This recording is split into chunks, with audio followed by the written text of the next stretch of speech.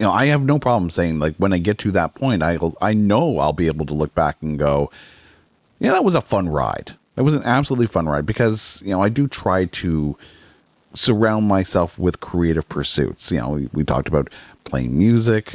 We talked about podcasting, reading, the likes. Maybe someday I'll have written a book and put that out there. Maybe someday I'll have, recorded a solo album and put that out there. You never know, right? But it's the pursuit of things that make you smile and make you happy and fulfill you from that creative standpoint, that at that point, at 90 years old, you sit back and go, that was one hell of a ride. Hi, and welcome to 5 Random Questions, the show where every question is an adventure. I'm your host, Danny Brown, and each week I'll be asking my guests 5 questions created by a random question generator. The guest has no idea what the questions are, and neither do I, which means this could go either way. So sit back, relax, and let's dive into this week's episode. Today's guest is Jason Whissell. Jason is the host of It's Not That Bad and There Can Only Be One. He's also the promo editor for Sportsnet, an editing teacher at College of Sports Media, and to top it all off, he plays the bass. So Jason, welcome to 5 Random Questions. Dave, thank you so much for having me on the show. I'm looking forward to this, but I'm also scared of what some of the questions are going to be. So it's nervous energy at this point. Well, and as I always say to my guests as well, I'm completely with you. I don't know what the questions are. It is obviously all on you, just to put extra pressure on you. It's 95% on you. So, but they're pretty. There's no awful, horrible questions so far, anyway. So hopefully we'll continue that tradition. And I've got to ask you, you play the bass. Are you a picker or a slapper? I learned playing bass, doing upright bass in high school. So originally when I started playing bass, it was like, upright and with a bow. So I'm very much a finger picker. I very, very, very rarely use a pick. I have been known to use a drumstick on occasion, but that's just for fun. Right. And bass, I've played guitar years and years ago, and when I say played, I probably played it for 3 months. That's it. And I just couldn't harden my fingertips up enough to play it. Bass strings are obviously thicker than guitar strings. So because you're picking the bass, you find that would be harder on your fingers than if you were, say, picking a guitar with the thinner strings, or?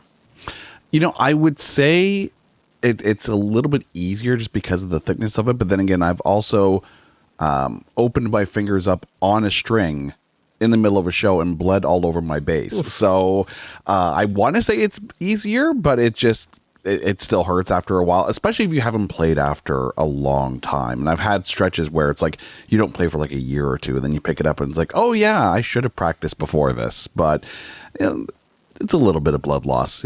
It's all good. You suffer for your art, right? Like any good artist. And you've got 2 podcasts, and the second one, There Can Only Be One. Now, at first, when I first heard that podcast, I heard the title, I thought it was going to be about Highlander, because obviously that's the big main, phrase, I guess, There Can Only Be One. But it's a real interesting premise where you look at the entire discography, that's a hard word, of an artist, but you only pick one song per album to go over. Has there ever been, because I'd imagine, like, obviously all artists have got more than one great song on their album normally. Has there ever been a time when you couldn't narrow it down to once you've bypassed that artist for the recording? No, I made the rules and I suffer by those rules every episode. There was one episode where 2 of my absolutely favorite songs by this artist were on the same album. And if I had to make a listing of like top 5 songs by Pink, numbers 1 and number 2 are on the same album. So it was really hurting me there. And I'm just like, I had to narrow it down to, well, I really like the live version of this one, so I'll go with the other, but just know that there are some very tough decisions on some of those albums. I can imagine. And Pink, her album, like, her songs are just amazing. She's a fantastic artist, probably one of my favorites as well, actually. Oh, there have been some really tough episodes, and the more you like the artist, the tougher it is sometimes. The very first episode we did was on Anthrax, which is actually the band that brought my wife and I together. So going through that, it's like, okay, this is one of our favorite artists together, and we both have to only pick one song. And the funny thing is when you realize that a song that she might pick is the song that I would never pick, and then vice versa. So that's where some of the interesting discussions come from, because everyone listens to an artist differently, and certain songs hit certain people in a different way. So you and I could do an episode, and your favorite song on one album might be my least favorite song on that album, but both answers are still right, and it's part of the fun of the game of that show. And that's kind of what I like about it, is that it feels like one of those games that you would play in the car, and simple of like, listing movie titles alphabetically and whatnot. No, this is one of those, all right, here's this album, what's your favorite song? You can only pick one song off of it. What is it? And it just becomes one of those fun conversational type games, and you find yourself playing along with it when you're listening to the show. Well, speaking of, and that's a nice segue, thank you for that. Speaking of fun and conversational, let's dive into the 5 random questions for this week's episode. So I'm going to bring up the random question generator. Okay, here's a fun one to kick things off, Jason. Question number 1. How come you never read about a psychic winning the lottery? I mean, the easy answer to that is because they're full of crap. I think it's one of those things. Like, I would love for there to be some kind of weird Hippocratic oath amongst psychics where it says, all right, you have this power, but you can never use it for yourself. You can only use it to help those who come see you. But we know that's not true. We know it's definitely not true. There was a fantastic show that I think is actually available on Crave right now called Penn and Tellers. And I don't know if you're going to have to bleep this out, but I'm going to say it anyways because it's the title of the show, Penn and Tellers Bullshit. And they did an episode on psychics, and like one of the very first episodes they did in their first season. And I'm just like, yeah, no, we knew they were full of crap, but this was really debunking them. And I know some people out there believe in it, and I never want to crap on their belief of anything. What I feel bad about is people who take advantage of people's belief. So maybe they're winning the lottery is thinking that they have psychic powers to begin with. And like you say, I mean, you don't want to, like crap on anybody's belief. And so I'm going to assume you don't believe in astrology either. Is that the right word? Where they go by the months, right? And they tell you your fortune based on what's happening each month or something? I mean, you can find a kernel of truth in any kind of description. If I were to sit there and say, well, yes, I'm a Libra and I have a very balanced personality. Yeah, but you can sit there and find yourself in anything that's written if you're looking for it. Do I believe that astrology guides everything and everyone in the universe? Absolutely not. But do I sit there and say people looking for understanding in something can find it in that? Absolutely they can. It's just because I don't believe in it doesn't mean that for some people it isn't very true. And in that, I hope people do find maybe not necessarily meaning and understanding, but at least peace of mind in reading some of that. And I wonder if let's say psychics, and they may be, I don't want to say they're not, don't have powers or whatever, but as you mentioned, it's questionable. But let's say a psychic did have psychic abilities and could see the future and could determine, winning lottery numbers. You don't actually see anything like that in the rules and terms, etc., on lottery tickets in, casinos or I guess, to say if you've got psychic abilities, you can't participate, in this game or this lottery.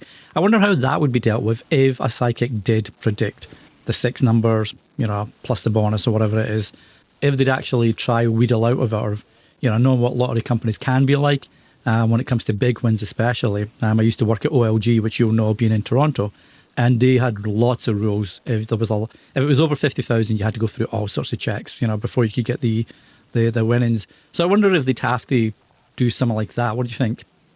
I mean, the fact that no lottery ever says, you see the rule sometimes, like, you cannot work for the company in order to be able to enter this contest. You cannot do this. You cannot be a family member of someone who works at this company. So you see these kind of stipulations so they can avoid any possibility of claims of disingenuous lottery winnings and the like. You never see, cannot be a psychic at all, right? To the same token as you can't see, there's nothing about being in jury duty that says, well, if you're a psychic, then you can't work on the jury, because wouldn't that actually make things a lot faster?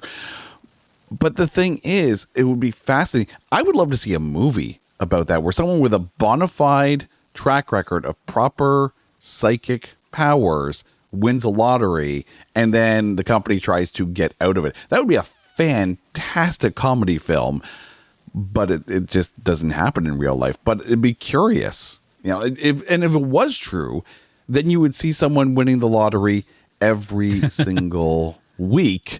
And there's the question. If a psychic ever won the lottery, would they be tempted to just, call it a day and just say, cool, I have exactly what I need? Or would they keep going back to the well? You have to think the greed would have them going back to the well. And at some point, the lottery company would go, yeah, we got to talk.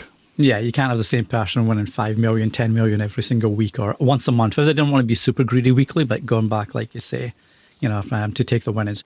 So there we go. We don't believe in psychics. That's why they don't win the lottery. But we don't need to be psychic to know it's time for question number 2. Okay, I feel this should be a question for me, given I'm doing work in my basement at the moment. But Jason, question number 2. When things break, do you prefer to fix them or replace them? Oh, my wife is going to have a good chuckle this one. I prefer to try to fix things. I am known for working with equipment that is either cobbled together or somehow held together through duct tape. I have taken wood glue and fixed an acoustic bass guitar just to make sure that I don't have to actually buy another acoustic bass guitar. I have had a bass strap fall off on stage mid-song, and then I had to use an Allen key and duct tape in order to kind of put it back together. And yet I still have that bass and it still works. I have no problem if it works well enough and it just takes a little bit of elbow grease and a little bit of duct tape, I'll hold it together. I will absolutely. I also wear shoes until the point where the soles are completely fallen off and my socks all look like they're Sunday socks because they're holy as hell. But I'm loath to buy something new unless it's to the point where it just does not do the job that I need it to do anymore. And when you've been fixing things on your own, has there ever been something that you fixed and you've looked at it afterwards, or you've used it, or you've gone to use it afterwards, you're thinking, should have got a professional to do this one? Oh, yeah. So in our first house that we bought, we wanted to fix the grout in the kitchen because it was an older house, and the grout has gotten to the point where it was starting to chip and constantly fall out. And anyone who's ever stepped on a piece of Lego knows the pain of stepping on something that small and that hard. So I'm like, oh, you know what? Grout can't be that hard. I'll just go out, get a thing of grout, mix it up and slather it back in. And afterwards, I think it was after about 2 days, and grout became a 4-letter word. And I'm just like, no, I'm out of my league here. And then we brought in a flooring company and they put one of those linoleum tiles that goes over the original ceramic tile. So it's basically putting a floor over top of a floor. So it's slightly elevated, but it meant they didn't have to tear out the tiling. And at that point, I was like, yeah, no, there are certain things I know I can do and certain things I know I can't. And if I know I'm out of my league, then I'm going to bring in a specialist. Changing a light fixture, I know how to do that. It's just a matter of, closing the breaker and pulling out the thing and making sure that everything's capped off. And that's fine. I've installed new lighting fixtures. I'm good with that. I've changed a dryer, but when it came to the washer, I'm bringing in a plumber because the last thing I want to do is inadvertently create a swimming pool in my laundry room. So when I know I'm out of my league, I'm bringing in the specialist. But more often than not, I have no problems going to the school of Google and finding how to do things myself. Well, I guess because it's like floor tiles as well, would you have had to have taken the flooring out completely, or was it just a matter of chipping away at the grout and then replacing the grout? Because flooring can be a bit weird if you're having to do not square edges up to each other if you've got a pattern or something as well, I guess. Well, that's the thing. It was a fairly simple tile pattern, so I thought, oh yeah, no, it shouldn't be a problem. I'll just, get this little grout, remover and dig out all the old grout and then just put some new grout in and that should be fine. So he thought. And that was when I realized that I cannot do everything And I have stuck by that rule. If you know what to do, then okay. If you don't know what to do, get someone who does. Yeah, and don't be stubborn and like having stubborn pride to say, I can do this, and find out, a day afterwards you're thinking, I really can't do this. I think there's a 48 rule on I think I can do this. It's okay to start something, sit there and go, maybe I should just double check and watch a few more videos or go to a few more websites. Within 48 hours, if you're still sitting there looking up things, you're out of your league. That's a good one. I'm going to stick to that. I mean, like I mentioned earlier, we're doing basement work at the moment. So my wife and I have been watching a whole bunch of, DIY home repair videos by proper experts, obviously. And that's really helped us. But I feel that at some stage there might be a bit where we're thinking we're going to have to get someone in for that, for example, because that looks really hard. So there we go. There's a 48-step rule, or a 48-hour rule, sorry. If you can't fix it and you're still worrying within that 48 hours, as Jason says, let's get someone in. And speaking of 48 hours, that's a really tenuous link. We're going to jump forward to question number 3, but in less than 40 hours. We're going to do that now. So let's have a look at question number 3. Okay, question 3. If you could run one business, which would it be and how would you change it? I have this weird little dream of one day like winning the lottery and all that and not having to work the full-time job for a living, but then be able to open up my own used bookstore and have it be a combination used bookstore and coffee shop. So it's the kind of place where you would go, and even if you just sat and read the book that was on the shelf, you're buying coffee and probably some treats and basically staying. So you're still supporting the business and create this kind of nice little, my wife would want to call it cozy corner, and I'm completely fine with that. So it'd be one of those things where start a small little bookshop, used bookshop, maybe leaning more towards the sci-fi side of things because I love sci-fi books, and maybe I'm just trying to find a reason to hang around books and read all day. But I would still be happy with that. But to that token, I would make sure that independent authors in the area would still be able to come in and do book signings and readings and the like, and basically have it as a way to create a space for independent authors to show their wares. Because I've been in independent bands and looking for places to showcase the music. I'm sure it's the same thing for authors, and give them a place to showcase their wares. And so you mentioned used books. Would you have people drop off their unwanted books because they've read it, or would you be going around not picking books up from scrap heaps, obviously not, but if they've been thrown out at the side of the road or something like that, how would you fill up your bookstore? Well, obviously people would bring in their books, and rather than pay out, because you want to make sure that the company is still or at least the business is still be able to operate, you give them an amount of store credit. So it's basically like laundering books at that point. But I mean, if you saw a book or a box of books at a garage sale, and they were selling like an entire box of books for a relatively reasonable price, yeah, sure, pick it up if the books are good and you have it. The way I see it is this: if I can look at a box of books and say I would read at least 2 or 3 of them, I would probably buy it and bring it back. That way you're supporting the community, you're supporting the neighborhood, but you're also supporting your own business by bringing in stock for a fairly reasonable price. And have you ever considered, because obviously you're into books, and that'd be a great idea. My wife's friend over in Coburg, which is a little sort of town in Ontario, here in Canada, she's got a bookstore. It was like her dream to have a bookstore. She finally opened one. Have you ever considered the idea of like a little free library at your home or something as well, where people can sort of borrow books and put them back and drop books off, etc.? You know what? I probably have enough books to be able to do that right now. My wife will be the first to say that I might have a slight book addiction. Obviously, this is an audio-only podcast, so what your listeners aren't seeing are the massive amount of books that are behind me. I'd like to say it's cheap soundproofing, but I had to pay for the books, so it's not cheap soundproofing. But I want to make sure that there are always books out there. And right now, what I'll do is I'll read the books, and then I'll bring them to my local used bookstore and trade them in for store credit, exactly what I said I would do. So you're supporting a local business because you're making sure that they have stock. And then I usually buy 1 or 2 books off the shelf as well, because I'll see a title that seems interesting. And that's the kind of business that I would love to run. The kind of place where you go in and the regulars and the owners know who comes in and helps support the business. And it creates a very community aspect to it. And is there one book that you wouldn't sell? So if someone brought the book in, it's like a book that you love or something, there's one that you wouldn't sell because of either sentimental value or just this is a book that's going to always stay here? There are one or two books in my bookshelf upstairs, and I know there's one, and my kids bought it for me for my birthday, and they wrote a little inscription in the book, and I'm just like, I've read that book, loved that book. I'm never getting rid of that book because they wrote that in that book for me.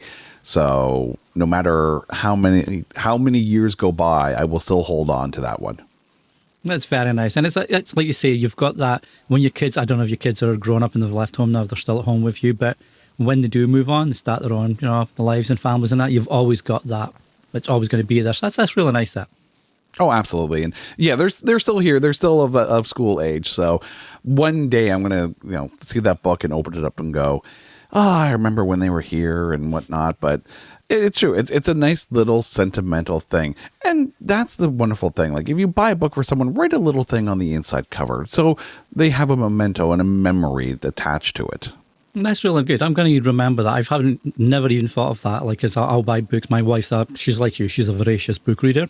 And in her old home, she used to have like a wall to wall in the basement was just all books. She measured it out. She got all this stuff from IKEA. We built her like shelving and everything at the back and sort of turned the basement into a sort of mini library. And she's very much like you. I can attest, like you said, you've got a whole row of books behind you there. But that's a really nice idea. I'm going to take that forward, putting a little note there. Because like you say, it just makes that little bit of a difference from this is a really nice gift to this is a really personal gift. Even if you just put it on a sticky note and put it inside, maybe put it on a random page. So when they get to that page, it's a nice little smile and a nice little, while you're reading this book, take a moment to know, just, I'm thinking about you. I like it. I'm going to do that. And I shall take a photograph and I'll send it over to you, mate, just to show that, hey, here you go. I've done this because of you. Done and done. Done and done. Hi, I'm Dawn Brody, a comedian with a history degree and the host of the podcast HILF, History I'd Like to F***. Each episode, I am joined by a new guest who has brought me a subject from history that they want to know more about. Then I hit the books, I dig deep in the annals, and stimulate. We've covered Frankenstein, Houdini, Joan of Arc, Pompeii, the Salem witch trials, right? Join us and find out for yourself that history is a party and everybody's coming.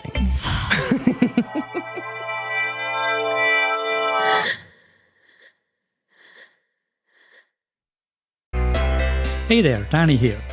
This podcast will forever be free to listen to.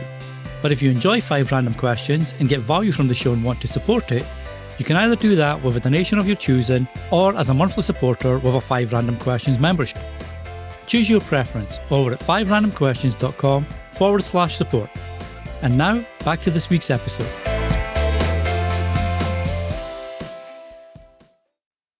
Well, speaking of done and done, that is question, I like that. That is question 3, done and done.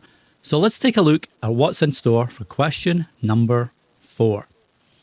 Interesting. Okay, this could go a little either way, I guess. Question 4, Jason. If you could lock up one person in a mental institution, who would it be? I'm sure if my lovely wife was here, she would say, well, probably me. I don't know if I would ever lock anyone up in a mental institution.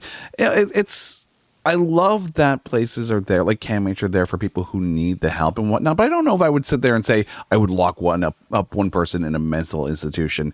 And I don't want to get into politics either because I don't like to get into politics. One of the interesting things, and I do this on both It's Not That Bad, and I do this on There Can Only Be One, because every now and then an actor or a musician will somewhere in their life go in a direction where you sit there and go, oh, I didn't realize they were a horrible person like that. And you all of a sudden question whether you should even be listening to the music or watching the movies. My general take on that is that you can like the art and still disagree with the artist. I'm not getting into political discussions here. But I want to take someone who's, been very outspoken as of late. And whether you agree with him or not, that is entirely upon the person. Ted Nugent has been, how do we say, loud in the voicing his opinions. And whatever you think of those opinions, that is regardless of the case. You can sit there and agree or disagree with Ted Nugent. And you can also sit there and say, okay, maybe I disagree with him. But that doesn't make Cat Scratch Fever any worse of a song. You can disassociate the art from the artist, and I think that is okay. To sit there and say you would lock up one person in a mental institution, as much as you may want to at times, it's a bit of a negative stretch on things. I would hope that people, if they need the help, would go to a place like CAMH, and I say that because it's here in Toronto. Always seek the help that you need. And if you are worried about someone who might need the help, have the courage to talk to them and maybe encourage them to get the help. And I think that's where I kind of leave it at that. No, and I think I completely agree with you. I was wondering where to go with this question or not, but I do like to leave the questions random and not, not push out what could be harder questions, if you like. And I feel you're right there. I feel a better question would have been if you feel someone needs a mental health, what's the word? Interruption, like an intervention. Intervention. Thank you. If you've got a friend or a family member or someone you see clearly needs help, I think it'd be a better worded question would have been, would you, speak up? Would you, encourage, for example, and you mentioned it there, you answered it yourself, you would. And it's important because a lot of people don't, I suffer from mental health issues, my wife does, and a lot of people don't want to speak about it. And that obviously, there's still the stigma, right, around mental wellness and mental health. So, and that makes it worse because the more you keep it inside, the tougher it gets. So it's always nice to hear that someone would, like you said, speak up and encourage the person to get help. Yeah, it's not hard to sit there and just stop and look at someone and go, are you okay? And leave it as open as that. And if they're ready to talk about it, they might say, no, I'm not. And sometimes they just need someone to listen to them. They just need to vent. They need to get things off their chest. That's all you have to do, sit there and say, are you okay? And if someone says, no, I'm fine. You can sit there and say, okay, because if you're not, we can talk. And just that simple question can help people without having to go to therapy or things that they can't afford. Just be there for your friends. Be there for someone with an open ear. Just even the presence of being beside someone can just be enough at times. Oh, absolutely. And it's hard too sometimes because sometimes the people who try to help others the most are the ones who sometimes need the help themselves the most. And it's almost like they're channeling their need for help and be able to create something positive around them. So like, even if you think that someone's got it together, if you worry about them, don't ever hesitate to ask, because maybe sometimes they're afraid to answer that question themselves. So just be there for people, reach out, call people, and check in. Great advice, solid advice. So let's have a look. We're finally here. Let's have a look at question number 5. I like this because it kind of ties into the note in your book. But Jason, question number 5: when you're 90 years old, what will matter most to you? That's if I make it even to 90. I think at that point, it's just, hoping that family is still around and hoping that I'm well enough and present enough to be able to enjoy those later years. And maybe, hopefully, I'll have a chance to get through all of these books that I've bought. And I don't know if I have enough time left on this world to be able to read them all. I'm going to do my damnedest. But the problem is when you go to the bookstore and you see more books and you bring them home. But I think at 90 years old, it's that mental awareness and presence, being able to, when you're there, to be there. And, I have no problem saying, like, when I get to that point, I know I'll be able to look back and go, that was a fun ride. It was an absolutely fun ride because, I do try to surround myself with creative pursuits. We talked about playing music. We talked about podcasting, reading, the likes. Maybe someday I'll have written a book and put that out there. Maybe someday I'll have, recorded a solo album and put that out there. You never know, right? But it's the pursuit of things that make you smile and make you happy and fulfill you from that creative standpoint, that at that point, at 90 years old, you sit back and go, that was one hell of a ride. And speaking of that, and I want to tie this in a little bit to your There Can Only Be One podcast. When you reach 90 years old, if you're told there's only, of all the things that you love, of all the, the arts that you love and all the music and podcasting and reading, etc., if you were told that you could only choose one thing to really take with you when you're 90 and be really in the moment with that one thing, or person, but I'm going to go for thing, because I'd imagine person, who you want to be with at 90. One thing that you could take and be aware of, what would that be? It's probably playing music. And for as long as I can remember, like from growing up as a young kid, there was always this comfy chair beside the stereo and a set of headphones, so I wasn't bugging everyone in the house.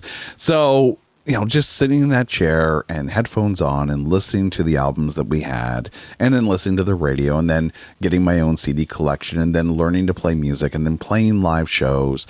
It's always been, looking at it from a creative standpoint, because yes, so long as I got my wife, we're good. But when it comes to being 90 and still being able to sit down with a guitar or a bass or whatever instrument and still be able to play, maybe not as loud as I used to, but still being able to get lost in a song, or be able to, clunk through a melody, or, there's a reason why when it comes to people suffering from dementia, music has always been able to kind of bring them to that moment. Music is very much an anchor for a lot of people. And I know personally, getting a chance to play live, that is life at that point for me. It is so much fun to play a show, no matter how many people are there. I have played shows where there is no one there except for like the bartender, but it's still, you're playing music with your friends and having a good time. And no matter how good or bad the show is, for however you measure a show, you're still playing music and you're still enjoying the moment. And there's just something joyous about that. And that's why it's such an international, as you say, there's no barriers with music. You don't have to understand the language of opera, for example. You don't have to, understand, the Spanish salsa, etc. You get lost in the music. You can appreciate the emotion coming out in the words and the music itself. I was watching an interview with Rob Brydon, who's a Welsh comedian. And he's a host of a few shows in the UK. Very funny guy. And he was getting interviewed, and the interviewer asked him a question about, I can't remember what the actual question was, but it was around music and not having music around you. And Rob was basically taken aback. He said that he can't understand anybody that wouldn't have music around him, whether it's in the house, even in your headphones in the car, whatever. He needs music, that it takes him away from whatever's going on in his life and just loses him for a second, or however long he's listening to the music, obviously. And so it sounds like obviously you're very much in the same, music is such a key part. Oh, music is a language unto itself. It's funny. And you're Canadian, so you'll get this. So TV Ontario was running these contests, like short doc contests. And I had the ability to produce one where I had taken 5 musicians who had never met before and put them into a room. And I said, okay, cool. We got a bunch of cameras. We're going to record everybody. And for the next hour, you guys are going to jam. But you're not allowed to talk. So you couldn't sit there and say, well, let's try this. Let's try this. You literally had to have someone start playing and then everyone kind of join in. And it was a fascinating group of musicians. You had a cellist, you had an electric violinist, you had a true percussionist, you had a flamenco guitarist, and you had a jazz pianist. So you had very different genres and styles and instrumentation. And for the next hour, I sat in that room and I felt musically inferior because these musicians were like absolute top level musicians, and they were just able to connect, and not a word was spoken, not a single word. And they just vibed off each other, and it was easy for them to, pick up on keys and follow what one person, and it was fascinating. Like, one person would start a song, quote unquote a song, and then everyone would join in, and then that would go for about, like, say anywhere between 5 and 10 minutes, and then it would end, and then someone else would start something and completely different, and then they all kind of picked up. It was the most fascinating hour that I've ever witnessed. And that's because of the talent level of those 5 musicians. And when I put it together for this, and it had to be a maximum 5-minute long documentary, I'm just like, and this needs to be longer. Then I did interviews with them afterwards and interspersed that to just talking about how music was its own language, and it was a fascinating experiment to see. And to be able to witness that, and how people who've never met and just be able to connect on just a rhythm or a note or a chord progression and be able to join in together, that just goes to show you that music has the ability to connect everybody. Well, I can imagine if you had these same musicians that were all different nationalities and only spoke their native language, didn't have a second language, and you put them in a room and told them to communicate without music for that hour, it'd be a nightmare. It'd be, no one would know what was going on. So that's a great point. And I think one of the reasons why, music is such an important thing for so many people. One thing I'm going to give you like a little sort of bonus question, 5A, B, whatever. But so music is the one that you're going to have at 90. What one album would be the one that you would have at 90 if you're only allowed one album to listen to for the rest of however many days you have? Oh, you're going to make me pick one album, aren't you? I've got to make you pick one album. All right. Okay. So let's put this out there. So, because the album I pick might not have even been released at that point. So we'll just say that of music that I have now in my collection, what one album would I listen to? If I have to pick today, it would probably be an album by the band called Candlebox. And the album is called Disappearing in Airports. There is so much on this album. And when we did the Candlebox episode for There Can Only Be One, both my wife and I ended up picking the same song as our literally only one from their entire discography. And it was on that album. Candlebox is one of those bands that, they were a 90s Seattle band. So you would think that they would have been caught up in the massive Seattle grunge scene. And their first album came out, and they were one of the first bands that was actually signed to Madonna's Maverick Records label. And their first single, Far Behind, not first single, but one of their biggest single off that album, got a ton of airplay, still gets played today.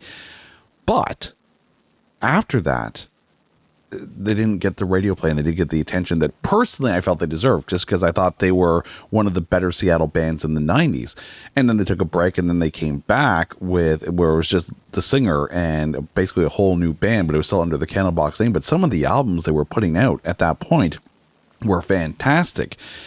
And up to that Disappearing in Airports tour, that was a bucket list band for me. I had never had the chance to see them live, and because they had never come to Canada since 1998. And I was like, okay, this is happening. We're driving down to Louisville, Kentucky to go see them. This is driving from Toronto to Louisville, Kentucky in one day. This was going to happen. So got in the car, drove down to Louisville, got a chance to see the show, and then actually got a chance to talk to the singer, Kevin Martin, after the show, just because we were like, no, we're going to wait. We're going to try and talk to him. Absolutely. They say never meet your heroes. If Kevin Martin is your hero, get a chance to meet him, because he's one of the nicest guys. And it's funny because we actually asked him, like, so when are you making your way up to Canada? Because, Candlebox is back in at that point making albums. And he's like, you know what? We could come to Canada, and you guys might be the only two there. And the fascinating part is they just, finished playing Toronto for the first time since 1998, opening for Bush and Jerry Cantrell. And I can guarantee you there were people there that were there for Candlebox. So, I'm happy to say I was there. Kevin Martin, you were wrong. There were more people there for you. So happy you finally made it back. But it is a fantastic album. And if you like rock, you've got it there. If you like ballads, there are some fantastic ones there. If you like, rock with a little bit of blues influence in it, you've got that there. Like, that album is one of those rare front to back albums that unfortunately doesn't get the airplay that it deserves. And there's a lot of bands out there where it's like, yeah, you know them from like their first album, or you know them from that one song. That's the beauty part about doing There Can Only Be One. You go through the discography and you realize there are songs and albums that you didn't even know existed. And yet sometimes it's the best stuff of their career. We did an episode recently on Tiffany. Oh, yeah. Yeah. Yeah. And everyone says, oh, yeah, no, I think we're alone now. We're all good, right? No. The albums that she was putting out in the 2000s and the 2010s are the best albums of her career. And everything else pales in comparison. Even her early stuff, her pop stuff, when she was huge and touring the world, pales in comparison to the stuff she put out in the 2010s. So if you like an artist, never give up on them. Keep listening to the albums, keep buying the albums, and keep going to the shows if they ever come to town, because then that means more music is coming, and some of that stuff is the best stuff that they put out. Well, I do appreciate that you shared that album, because I know that was like a little bonus thrown in there, and it wasn't really the question. So I appreciate you, picking one, because I know that must have been hard to narrow it down to one. In fairness, as I do in every episode, we've reached the end of the 5 random questions, and I appreciate you, answering each question openly there, Jason. But in fairness to each guest, it's now time for you to throw a random question back at me, to take the heat off you a little bit now. Ooh, I get to throw something at you. Okay, so because you do the 1 minute podcast tips, and we have been on the same live stream before doing the peer support live stream over at Scarif Live. So I'm going to ask you this.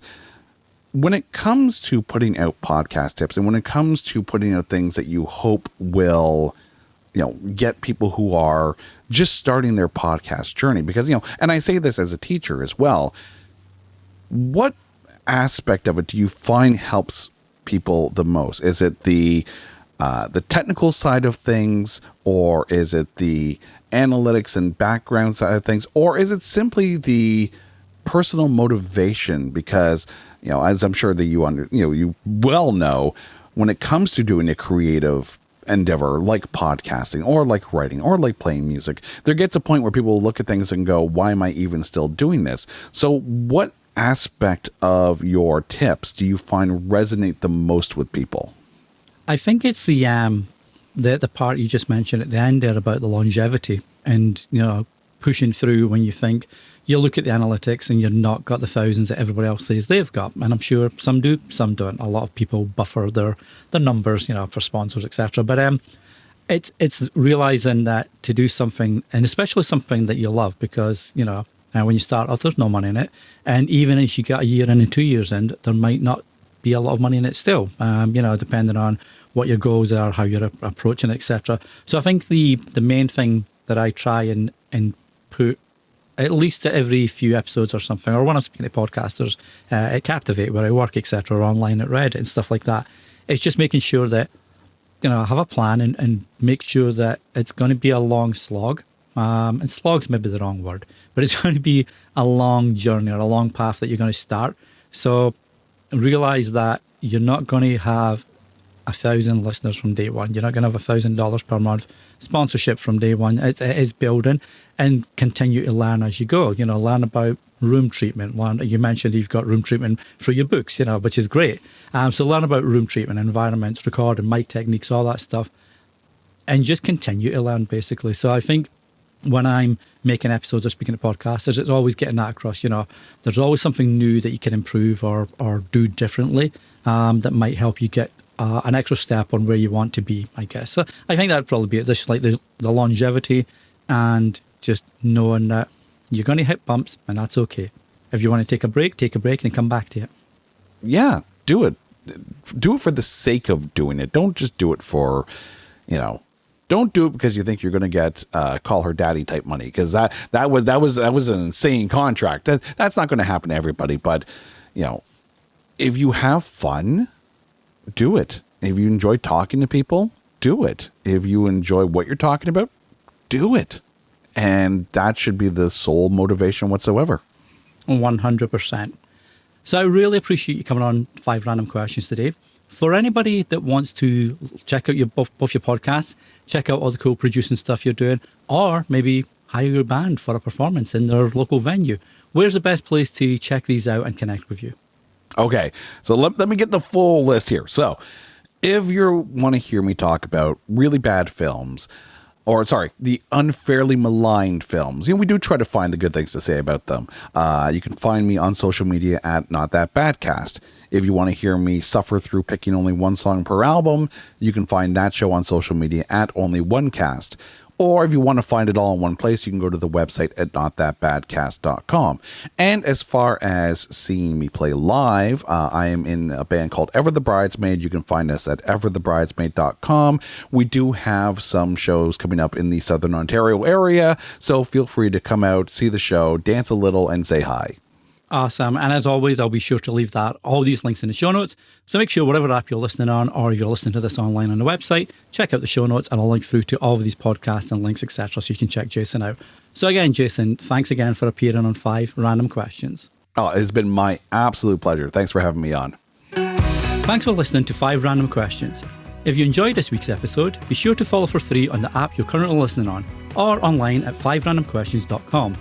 And if you feel like leaving a review, well, that would make me happier than that time I was at a concert by Rock Band FM and I got the drumsticks from the drummer Pete Jupp. I may not be able to drum, but if I ever do, at least I've got good sticks to get started. But seriously, if you want to leave a review, you can do that at 5randomquestions.com/review. It would make my day. Until the next time, keep asking those questions.